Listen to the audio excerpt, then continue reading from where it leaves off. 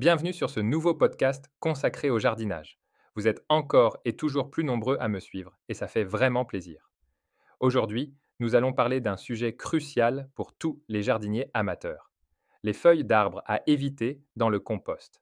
Le compostage est une méthode simple et écologique pour réduire les déchets de jardin et obtenir un engrais naturel pour nourrir vos plantes. Cependant, toutes les feuilles ne sont pas adaptées au compost.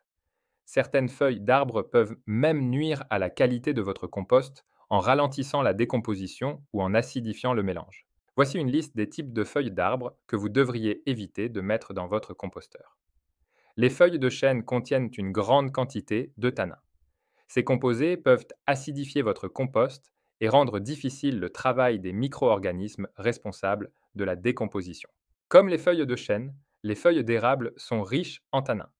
Elles sont également épaisses et peuvent mettre beaucoup de temps à se décomposer, ralentissant ainsi le processus global de compostage.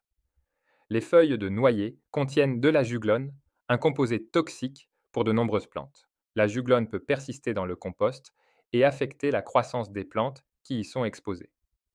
Les feuilles de marronnier se décomposent lentement et peuvent contenir des toxines qui ne sont pas idéales pour un compost sain. Les feuilles de platane sont épaisses et coriaces, ce qui les rend difficiles à décomposer. Elles peuvent prendre beaucoup de temps à se transformer en compost utilisable. Ces feuilles sont riches en composés toxiques et en cyanure, ce qui les rend inadaptées pour le compostage domestique. Si vous disposez de beaucoup de feuilles de ces types dans votre jardin, vous avez plusieurs options. Vous pouvez les mettre dans une zone de compostage séparée et les laisser se décomposer pendant une longue période jusqu'à ce qu'elles se transforment en humus. Vous pouvez également les utiliser comme paillis pour protéger vos plantes du froid et conserver l'humidité du sol. Enfin, si vous avez accès à une plateforme de compostage municipale ou industrielle, vous pouvez y apporter ces feuilles. En triant correctement vos feuilles et en évitant celles qui sont problématiques, vous pourrez produire un compost riche et bénéfique pour vos plantes, améliorant ainsi la santé de votre jardin. Merci de nous avoir écoutés.